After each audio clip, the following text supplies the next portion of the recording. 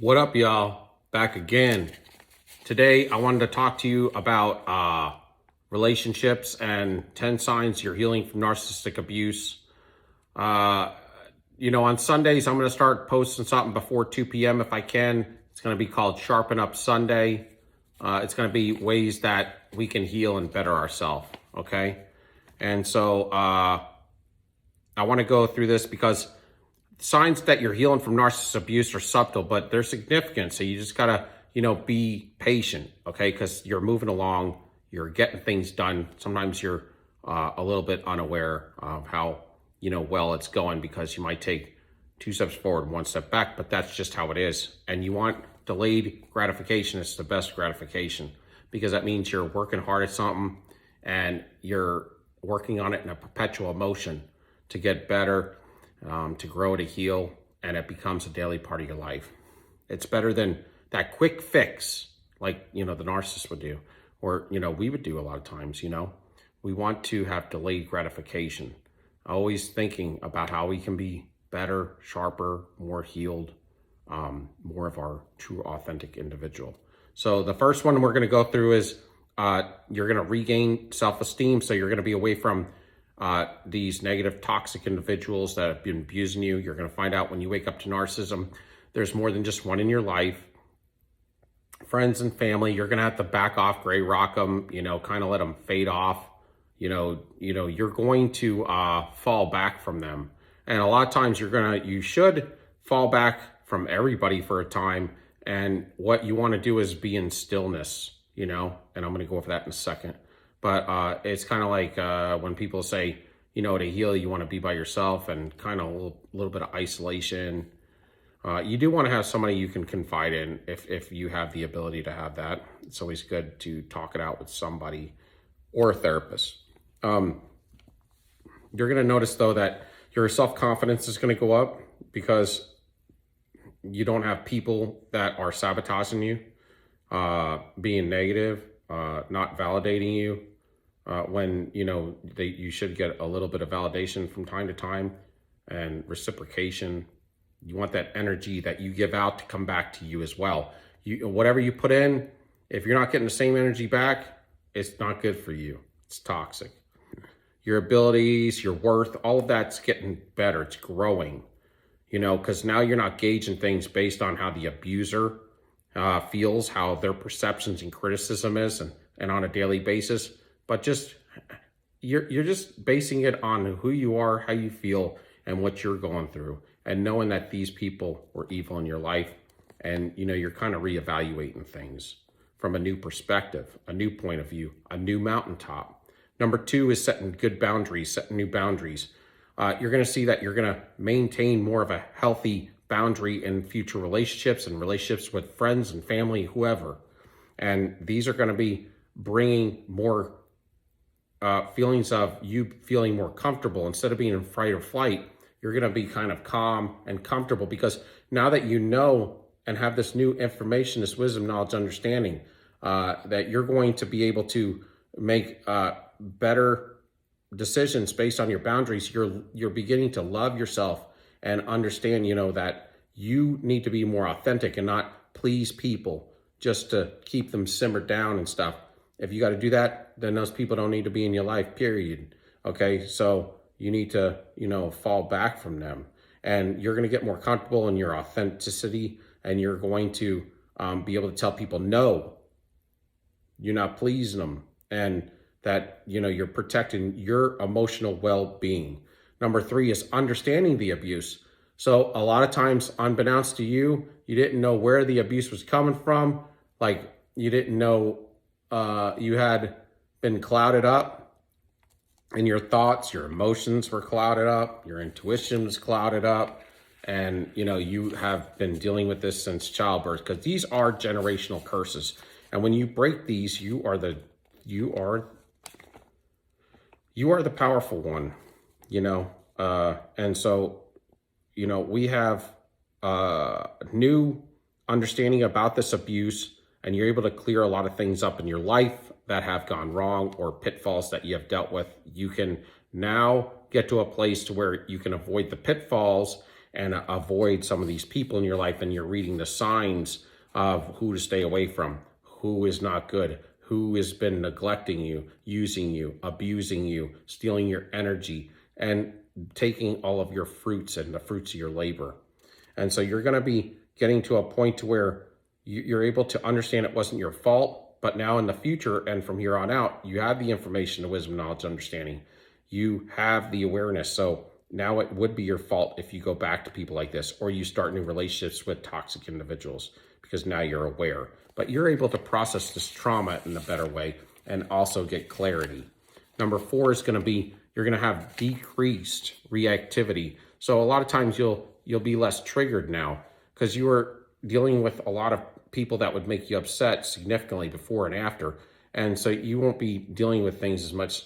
You'll be more level, because you're leveling off your endocrine system based on the ex-narcissist that you had left. And, you're also getting to a place in your life to where you're understanding through this new knowledge that you're getting, you're understanding how these evildoers think and what they've been putting on you. And so you're putting it to rest. You're improving your relationships. You're going to notice that your relationships are going to get better, because you are now in more of your authentic self, and people that support you and respect you are the people that you're going to be spending more time with, and you're not going to let other people be in your life that are going to be toxic, and you understand all of the repercussions that came with that. And so you're switching up your energy. And so number 6 is pursuing interests. So you got a lot of rediscovering going on from old passions, old interests, new hobbies, new interests. These are things that maybe you had a calling on your life, but then the narcissist pulled you off that calling, or you had, creativity to build something, to invent something, to do a hobby, to become a boxer, to become, a bicyclist, a jogger, a runner, an artist, whoever, whatever. Pursue a new career and in your new creativity, and the creativity that's been held down and stole from you, unbeknownst to you, most all your life. Now you're like, yo, it's up to me. I'm running things. I have my own birthright. You have your own birthright. Don't try to control my birthright. Don't try to live through me. That's what you got to tell your parents sometimes. Listen, don't let people control you. Don't walk on eggshells for nobody. Okay? When people act like that, you got to get up and leave, man. And if you do it enough, they won't do that. Either you'll see them less, and they also know that, like my family, they know that if they get smart with me, man, I'll get up and walk out. So they kind of watch what they say, because they know I'll leave. And I won't even argue with them. They know that when they cross the line, and I only see them a little bit because they're toxic, and they're not cheerleading me.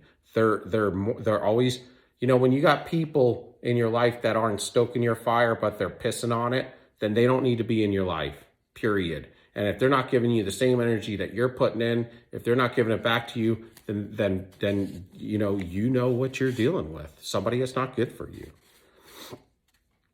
Number 7, emotional regulation. You're going to be better able to manage these things. You're going to have less extremes of these highs and lows, and a lot of times it's just the awareness. And the awareness led to a lot of other things. And number 8, less rumination.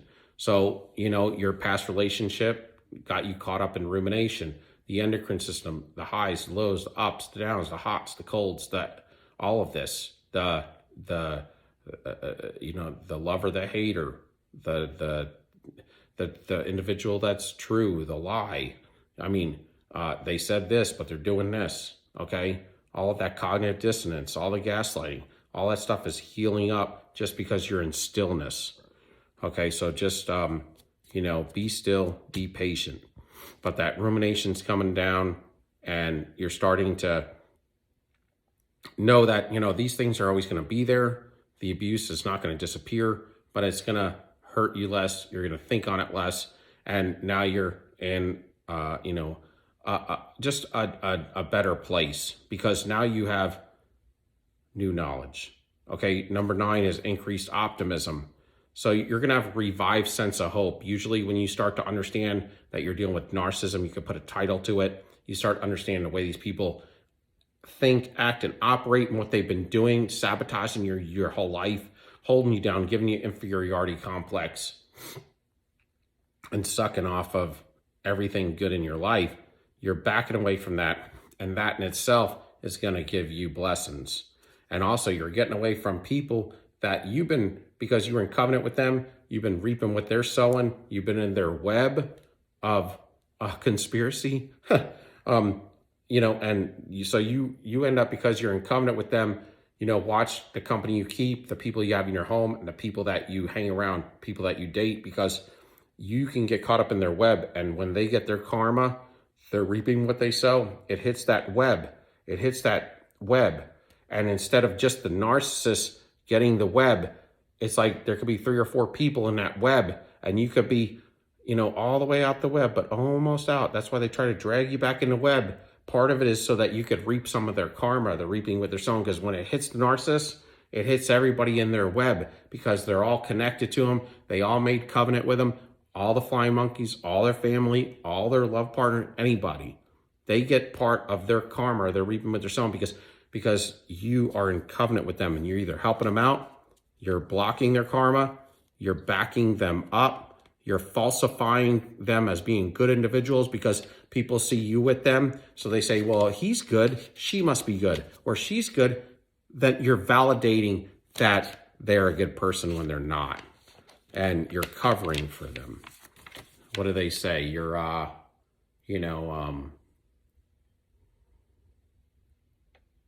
you're just, you're blocking it by being with them, and you're accepting certain things that you shouldn't be, and it's unhealthy for you. So you start reaping some of that. As you get out of that, they're reaping all of their karma, or at least from you, or reaping what they're sowing. You start disconnecting from them, so they catch their own stuff, and it's not hitting you anymore because you're not connected to them. You disconnected from them energetically, emotionally, and you don't even talk with them anymore. So with them being out of your life, you don't have to deal with some of those. When you're plugged into emotionally and spiritually, or in a relationship, they're coming over your house, all that stuff affects you. You're connected to them. And they also get blocked because you have good things in your life. And so those things bleed off into them. It covers them. I always say it's like camouflaging them because they're wearing your energy. That's part of this witchcraft. And so you have a new increased hope about your future. Number 9, because this is how things are. You're getting revived, and you know that a lot of pitfalls you dealt with, they're not gonna hold you down like they were. You're gonna see the hole when you're walking down the road, a pothole, and instead of falling in the trap, falling in the pothole, you're going to walk around it now, and you're gonna avoid it completely because you know what this person is. You know what they look like. You feel that energy. You know you've honed your intuition.